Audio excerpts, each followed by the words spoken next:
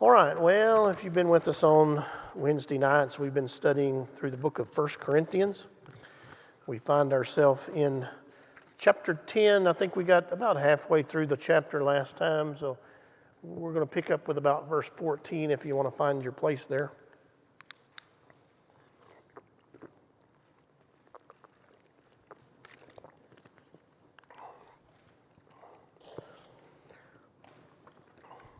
All right, so Paul in 1 Corinthians, the last couple of chapters, he's been addressing this issue of should the Christians at Corinth eat meat that has been sacrificed to idols?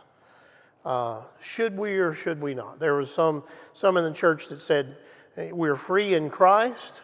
We should be able to eat this meat if we want to. An idol, there's no such thing as false gods are not real gods anyway, so we should be able to eat. It shouldn't hurt anything.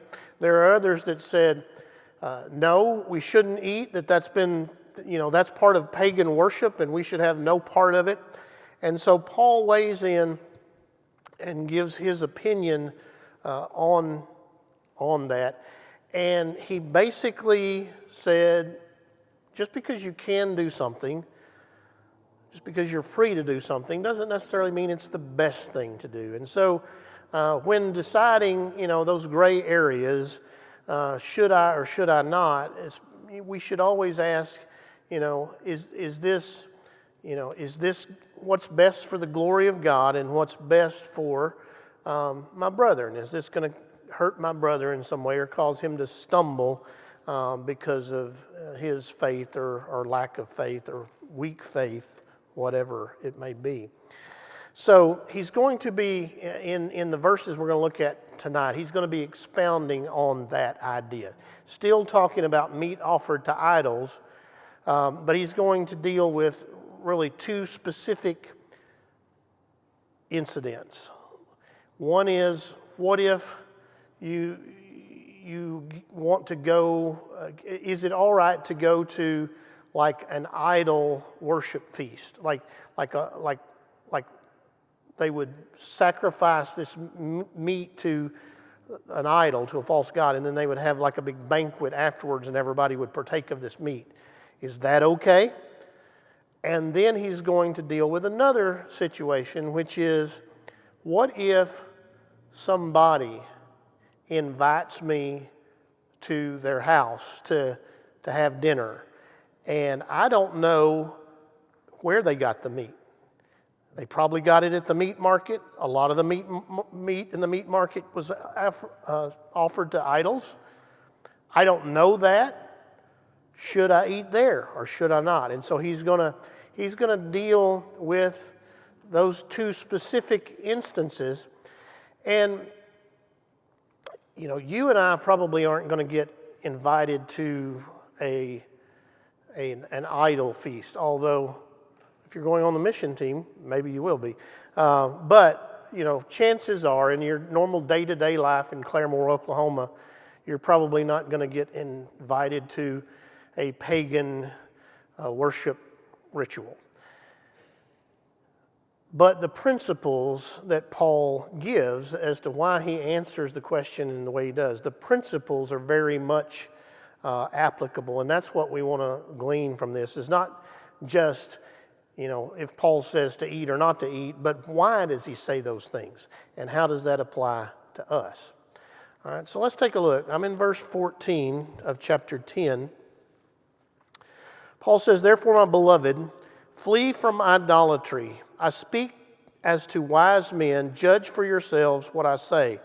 The cup of blessing which we bless, is it not the communion of the blood of Christ? The bread which we break, is it not the communion of the body of Christ?" What's he talking about here? Lord's Supper, that's right. Keep that in mind because he's going to play off that in just a second. Verse 17, "For we, though many, are one bread and one body, for we all partake of that one bread. Observe Israel, after the flesh, are not these who eat of the sacrifices partakers of the altar?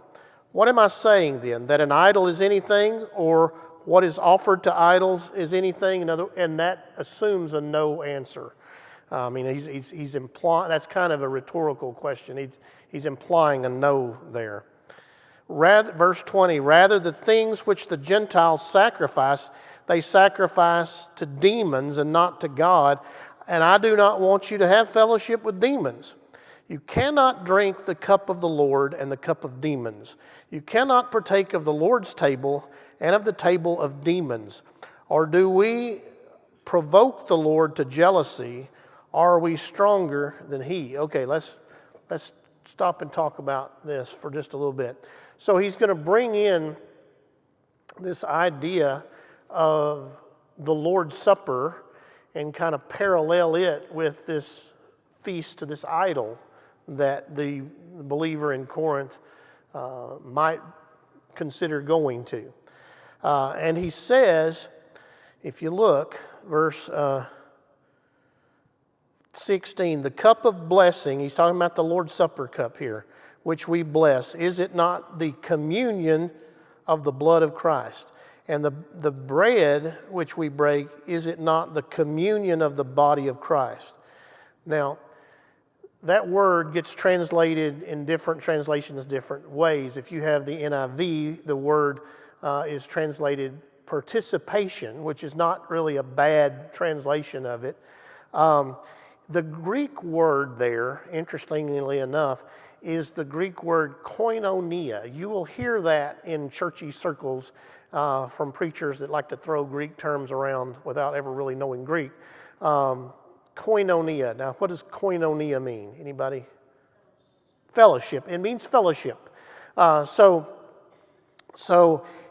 he's saying here that, look, when we have the Lord's Supper, we are engaging in fellowship, not just with each other, which that certainly is part of it, but we're in fellowship with the Lord. To partake of the Lord's Supper is to partake of fellowship with Jesus. To drink the cup, to eat the bread is to participate with Christ. It is to be in communion with Christ. It is to be in fellowship with Christ. Now, why is that significant when we're talking about eating at an idol feast? Because basically what Paul is saying, if I eat at an idol feast, I'm not in fellowship with the Lord, but rather with demons. That's what he says. He says, you're in fellowship with demons. And the Corinthians say, well, now wait a minute. We're not fellowshipping with demons. An idol is nothing. There's no such thing as an idol. There's no such thing as false god. They may have a statue here and they may worship it, but it's not real. And Paul said, and I'm kind of answering two or three questions together here. Paul said, there is a spiritual element to this that you do not fully understand, Corinthians. And that is that there is a spiritual darkness that is present in the worship of false God. In false worship, there is an element, a dark element to it. And it's because demons are present. And when you take part in these things, then you are actually, when you should be fellowshipping with the Lord, you're fellowshipping with demons. So, is that true? I mean, is it true that, a false religion today, isn't it really neutral, since there really is, only one God, so I'm either worshiping God or else I'm not worshiping anything, which is neutral. Is that a true statement? You can't serve two masters. That's right. That's right. There is a spiritual darkness at work in our world, and it works through false religions. Now, I'm not trying to step on toes, hurt nobody's feelings. I don't know who your kids, grandkids, uncles, aunts, what church they go to. It's not germane to what I'm trying to say right now. But I'm saying that if you partake of a worship that isn't the worship of the Lord, there is a darkness that you're opening yourself up to. When I was in seminary, I had a missions class, part of my degree program, and you could get extra credit. And I was like it was kind of right between a B and an A, where a couple of points, one way or the other, could make a difference, So they had this weekend seminar. It was going to be like a Friday evening and all day Saturday kind of thing on how to witness to Jehovah's Witnesses.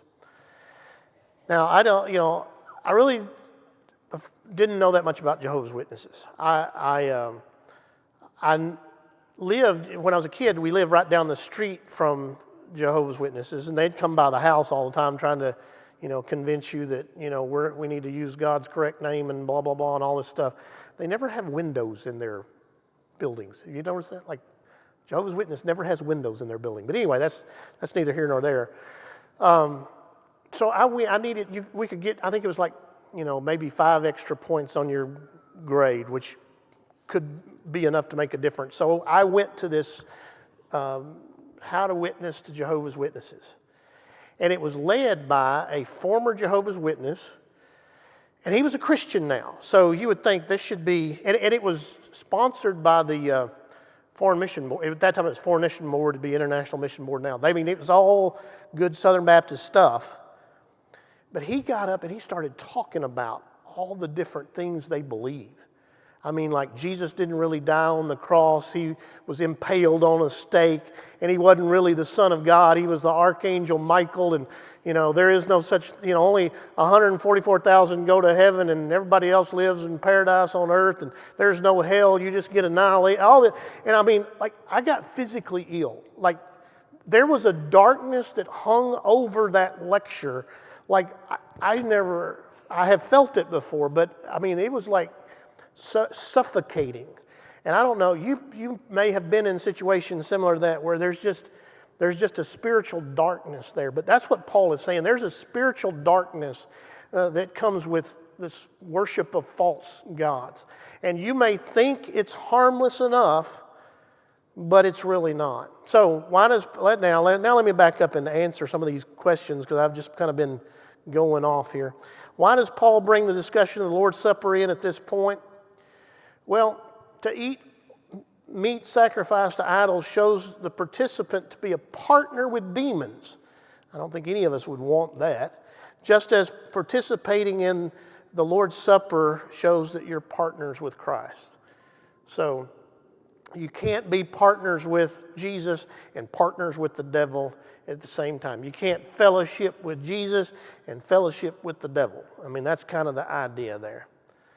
And the one thing what is the one thing that the Corinthians hadn't considered?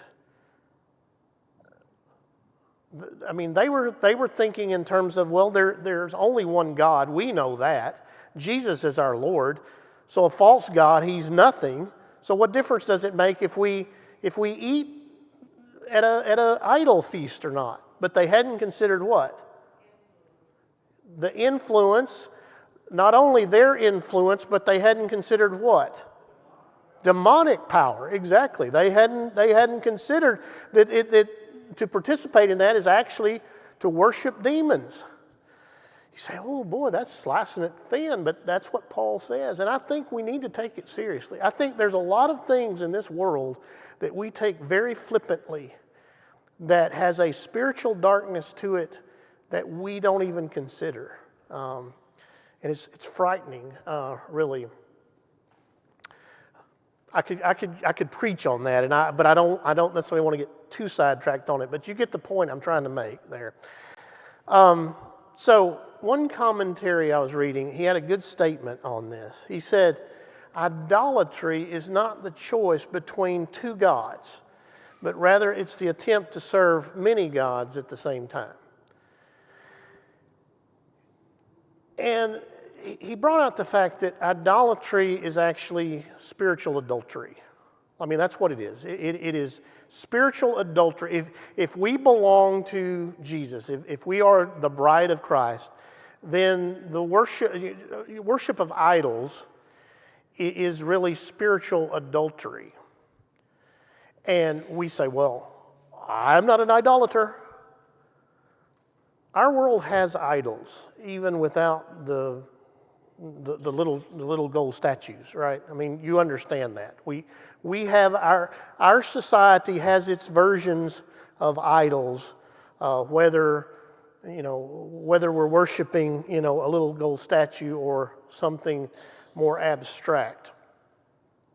Now, he said, thinking about adultery, when a man has an affair, and now this is not across the board 100%, but when a man cheats on his wife, most of the time it's not because he wants to end the relationship that he has with his wife. I mean, most men don't cheat because, well, I'm tired of my wife and I don't want a relationship with her anymore. I don't want my family. I don't want my kids. I just want clean break. Maybe some men do that, but that's not most of the time when a man cheats. That's not why he cheats. He doesn't want this woman he's cheating with instead of his wife. He wants what? Both. That's right. He wants both. He's not trying to get rid of his wife. He just wants both. As Christians, when we engage in idolatry as Christians, it's not because we don't want a relationship with Jesus anymore, because we want nothing to do with Jesus, because we're turning our back on Jesus. No. We just want Jesus and our idol too. Now, if that doesn't stomp your toes, you're either doing it better than most people or you're wearing steel-toed shoes. I don't know, but I mean, think about that. It's not that I don't want Jesus anymore, but I want Jesus and I want to make an idol out of whatever. Sports, my job, movies, politics. There are a lot of Christians that spend more time watching Fox News every day than they spend reading the Word of God. Now, how is that right? But we make idols out of every little thing we can grab a hold of with the idea that we can hold on to Jesus too. But Jesus is jealous, and he says, I am God, and you'll put no gods before me. He will not share the throne of your heart with any other gods. So, and then here's the thought. I mean, why can't, so he's comparing the Lord's Supper, fellowship with Jesus, and idol feast, basically fellowship with demons, which we're at enmity with, right? We're on opposite sides of demons, obviously. Think about it. Like, who do you eat with? You eat with your friends. That's right.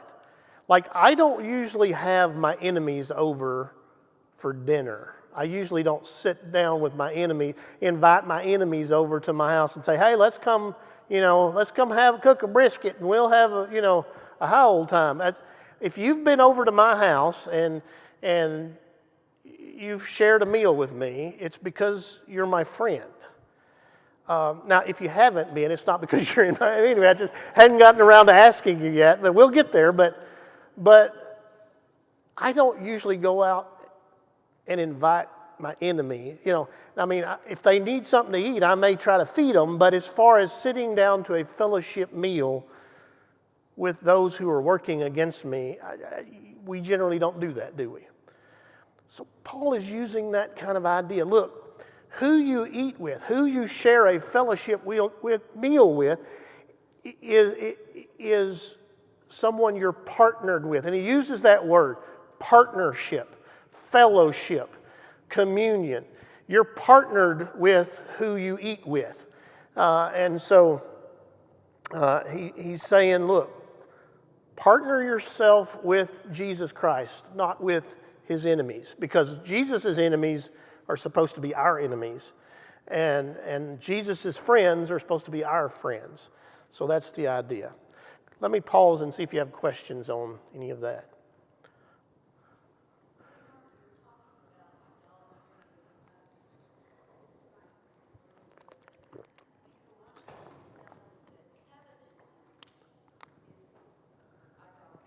Yes.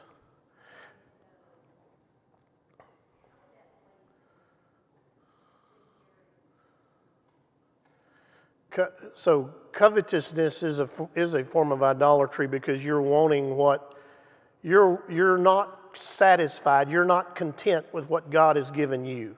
You want something else that he hasn't given you.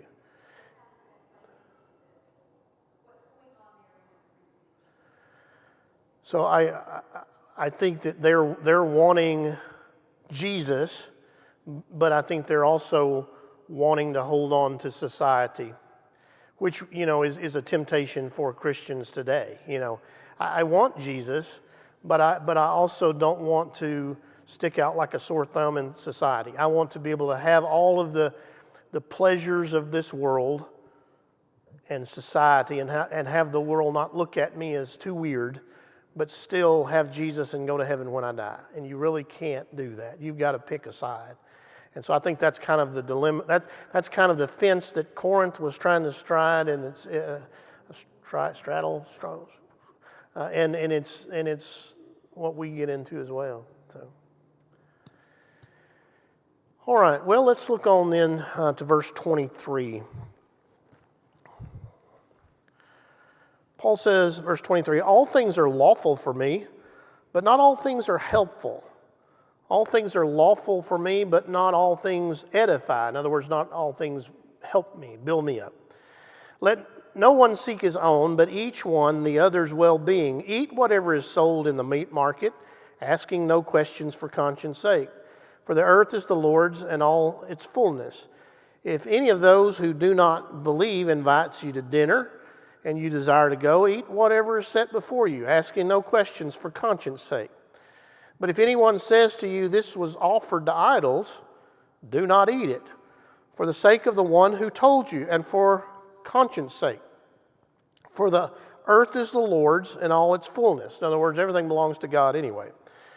Verse 29, conscience, I say, not your own, but that of the other. In other words, for the conscience of the guy that told you that. For why is my liberty judged by another man's conscience? But if I partake with thanks, why am I evil spoken of for the food over which I give thanks? Therefore, whether you eat or drink or whatever you do, do all to the glory of God. Give no offense either to the Jew or to the Greeks or to the church of God, just as I also please all men in all things, not seeking my own profit, but the profit of many, that they may be saved. Okay, let's see what we got here. So, Paul is going to address this. He's going to make one final case for this whole idea, or case study, if you will, of this whole idea of what about meat offered to idols. And he's going to, now he's going to switch gears just a little bit and say, okay, well, what if it's not an idol feast? What if it's just somebody invites you to dinner? Let's just say you go to the meat market and they've got a roast for sale, and you don't know where it came from. Maybe it came from a false god's temple. Maybe it come from Farmer Jones's pasture. You don't know. Is it okay to eat that meat? And what if someone invites you to dinner and they serve meat? You don't know where they got it. Maybe they bought it at the meat market, and it was sold at as part of coming from an idol sacrifice. Maybe they slaughtered their own lamb. You don't know. Should you go? Should you accept the invitation or not? So I think it's interesting that Paul doesn't address the question of should I eat or should I not eat on the basis of should I or should I not eat, but rather on the basis of what's best for our neighbor and what will bring God the most glory. So that's your little blanks there. Paul doesn't address the issue on the basis of what a believer should or shouldn't do, but rather on the basis of what's best for one's neighbor and what will bring God the most glory. You know, and you think about that. I mean, most of the time that's what we frame a question in those terms.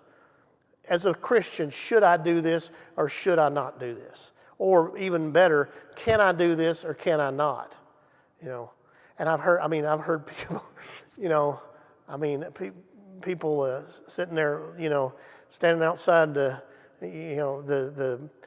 church building on the back porch of the church, you know, and it looks like the back of the church is on fire because they're all sending up burnt offerings, you know. Like, the preacher hushes, and then 5 minutes later we're out on the back porch puffing away, and somebody will say, you really shouldn't be smoking. You know, maybe smoking isn't the best idea. And you know, I've heard, now this is a kid, you know, I've heard people say, well, smoking won't send you to hell. That's true. Smoking doesn't send you to hell. Not knowing Jesus sends you to hell. But do we really want to ask the question of what will send me to hell or not, or rather what's best for me, what's best for my neighbor, and what's best for the glory of God? Now, I'm not banging on people who smoke. I mean, I understand habits and addictions, and I get all that. I'm just saying that that's the wrong way to address the question of what's going to send me to hell, or you know, what can I do or what can't I do? It's what's best for those around me and what's best for the glory of God. And all of our desires should be shaped around the goal of making God gloriously known. In other words, everything I do in life should have that goal in mind, to make God gloriously known. And if something doesn't fit into that goal, I don't need it in my life. And really, that's a pretty good test. You know, does whatever you're looking in life, does this help to further the glory of God or not? And if it doesn't, you probably don't need it in your life, is the idea there. So Paul would say all these gray areas. Everybody wants to know, what about the gray areas? That the Scripture is really kind of silent on. Is it sin or is it not sin? Should I do it? Should I not do it? But Paul would say that the key to the gray areas of life is the law of love. In other words, if you're not sure about something, ask yourself, if I loved my neighbor, what would I do? And if I love the Lord like I'm supposed to love the Lord, what would I do? And you'll be able to answer that question. And it probably won't be even hard. I mean, you know, what should I do about this? Should I do this or not? Well, if I love my neighbor, would I do it or not? And if I love the Lord like I ought to, would I do it or not? And you answer that question. You know, the old WWJD, what would Jesus do? You know, I mean, that kind of became this hokey little thing, but man, it's true. I mean, if you stop and ask the question, and really, maybe not even so much what would Jesus do, but what would Jesus want me to do? You know, if I really love Jesus like I ought to, what would I do? And then you'll have the answer.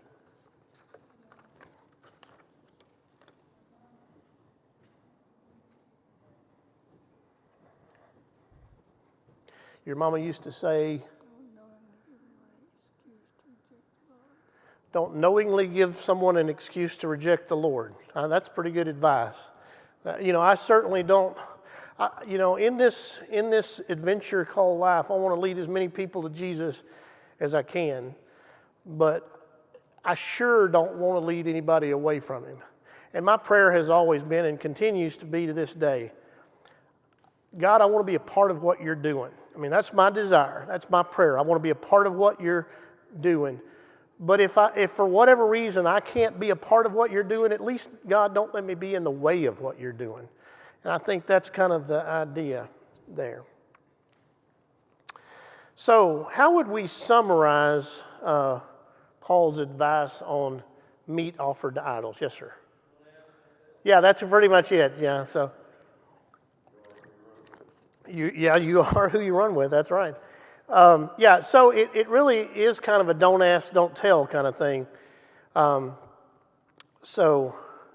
Bill Clinton didn't invent that. Paul did, right?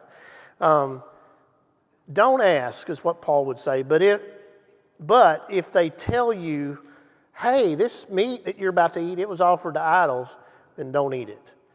And he says, for conscience sake, and then he goes on to say, not for your conscience sake, but for theirs. So here's the deal. Like if, gosh, I don't even know what to. So let's say you invite me over to dinner. Nope, this has never happened to me before. So this is a completely made up thing. But you invite me over to dinner, and we have a nice dinner, and you pull out this cake, and it's a wonderful looking cake. And you say, would you like a slice of this cake? And I say, sure, I would love a slice of this cake. And so your hostess or you or whoever, they slice up this cake and they say, this is rum cake. I've eaten rum cake before. Okay, we'll pass it over here. I'm ready. Ready. And then they say, yeah, I had to drive over to the other side of town and go in the liquor store, and I bought this, and I just know Jesus didn't want me to do it, but I did it anyway, and I just was going to see if the preacher was going to eat a piece of that cake or not. Okay, now you've completely set me up. Can I eat that cake in good conscience? I can eat it in good conscience, but I can't. I'd be messing with your conscience, right? I don't have a problem eating rum cake. I don't think the Lord cares if I have rum cake or not. I'm not going to get schnockered on a piece of cake and then try to drive home. But if you do it in such a way as to try to entice me by thinking, I'm testing the preacher to see what he's going to do. This reminds me of the joke I heard about this preacher. He went over to visit this little lady. Just got to town, and he went to visit this lady, and she says, well, preacher, I'm glad to come to see you. It's kind of a persnickety, grumpy little old woman, and she says, would you like something to drink? He said, yeah, I guess I'll have a cup of coffee. She says, coffee? I didn't think you'd drink coffee. The Lord don't let me drink coffee. He said, yeah, I guess he's better to me than he is to you. So I don't know. But anyway, that's kind of off topic a little bit. But anyway, but you see what the idea, like for the person's conscience, if you partaking in something is going to cause them to stumble or hurt their conscience, don't do it. Even though you may not see anything wrong with it, don't do it. That's what Paul said. So why did Paul draw a distinction between meat served at an idol feast and meat sold at the meat market?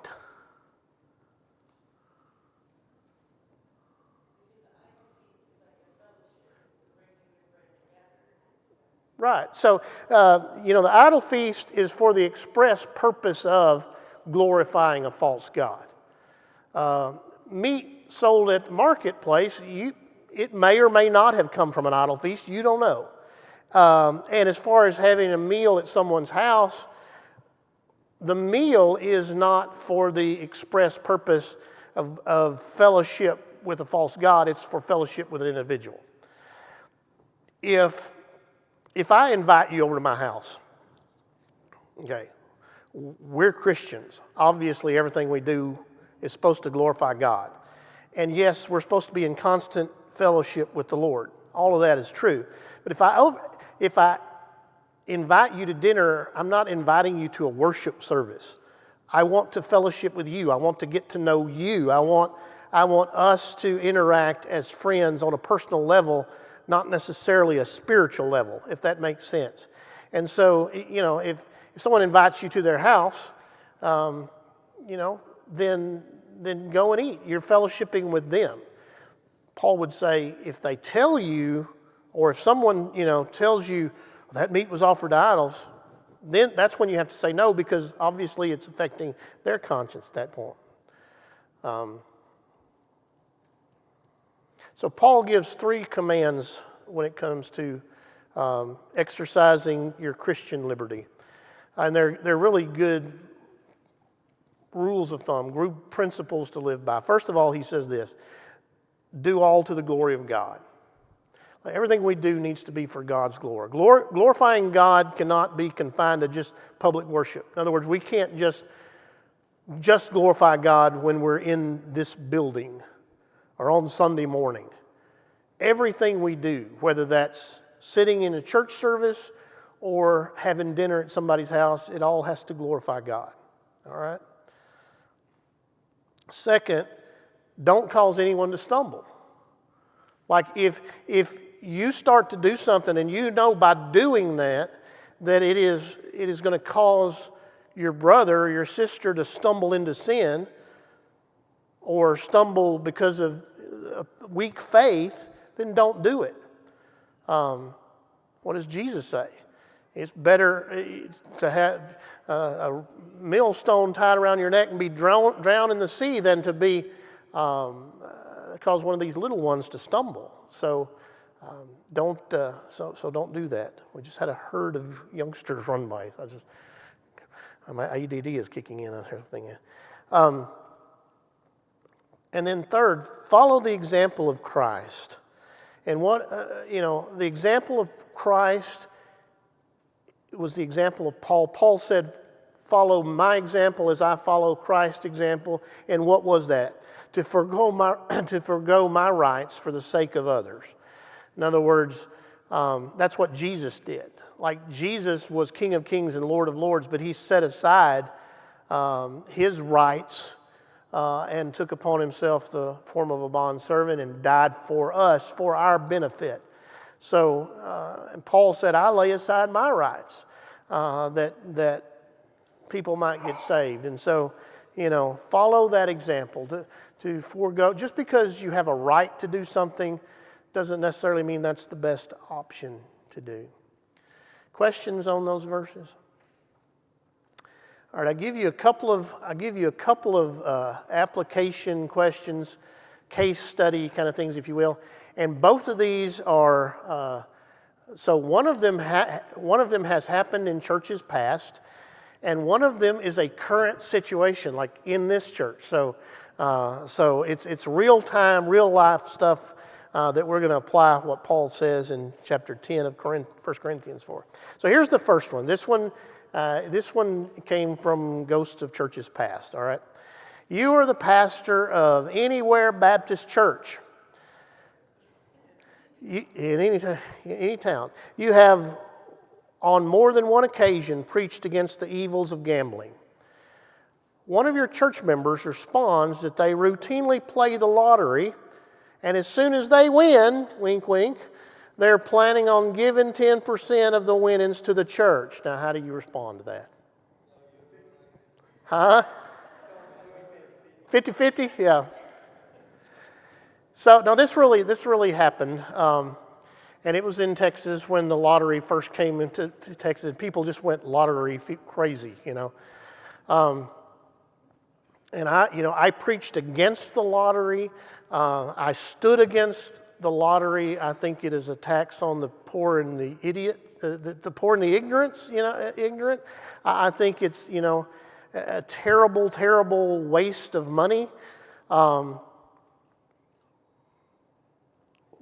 But they said, well, preacher, I want you to know that I know you're not for it, but I play the lottery every week. And when I win, I'm going to tithe on my winnings. So, you'll change your tune then. Well, I'm still waiting on that tithe. It never came in. Here's the thing. First of all, you try to combat that with fact. You have a greater chance of being struck by lightning than winning the lottery. I did say this, and I did say this. Like, how much do you spend on lottery tickets every week? And I think that was like, well, $20. It's like, okay, here's what to do. I've got a perfect thing where you and the church can both win, guaranteed to win. Okay, how you do that? I said, take that $20 every Friday. I said, when do you buy your lottery ticket? Oh, Friday evening when I get off work. Okay, take that $20 every Friday evening. Get you a fruit jar and put that $20 in that fruit jar and stick it in your closet. At the end of the year, you'll have $1,000. You take 500 of that and you give it to the church, and then you take the other 5 and you go spend it however you want to, and we'll both come out ahead. Oh, preacher, blah, blah, blah, blah. You just don't have no faith, all this kind of stuff. They were serious about, if I win, I'm going to tithe on it. So here's what I said. Now, you can judge for yourself if this was right or wrong, but I believe I'm on scriptural basis for this answer, and I based it off of 1 Corinthians 10.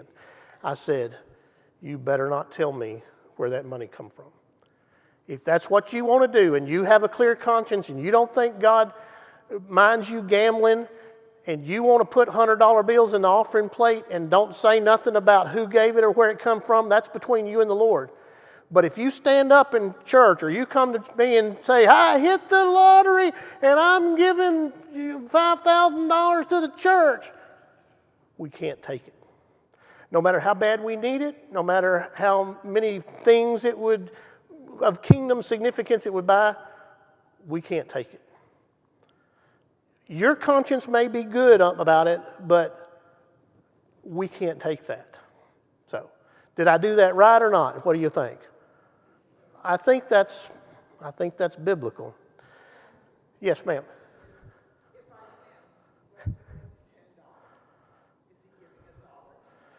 Let me say this. I never once had him come and say, hey, I won anything. I won $10 on a scratch-off ticket, and I'm giving it to the church. He never. Now, I can't say that he didn't. I don't know. But I never saw $5,000 show up, in unmarked bills in the plate. So I'm guessing that he either didn't win or didn't keep his word. All right. Now here's the other one, and this is the one that we're kind of faced with right now. You're going on a mission trip to another country, and you find out that the itinerary for one day includes a fellowship meal in a pagan temple. What do? Yeah, the Toronto trip, part of the itinerary is a city tour, touring I think it's a Sikh temple, and with a fellowship meal to conclude.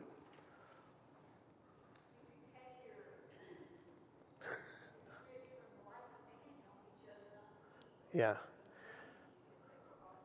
Yeah.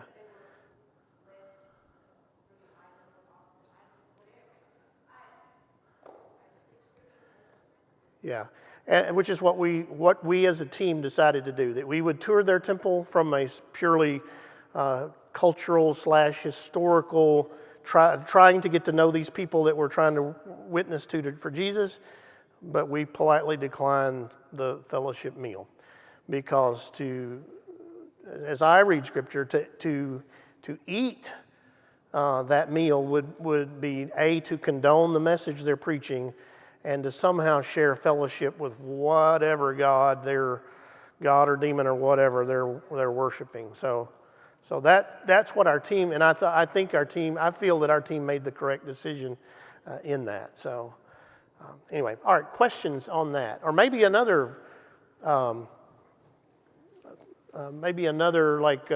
example of, well, what about this? How would you handle that? And anything.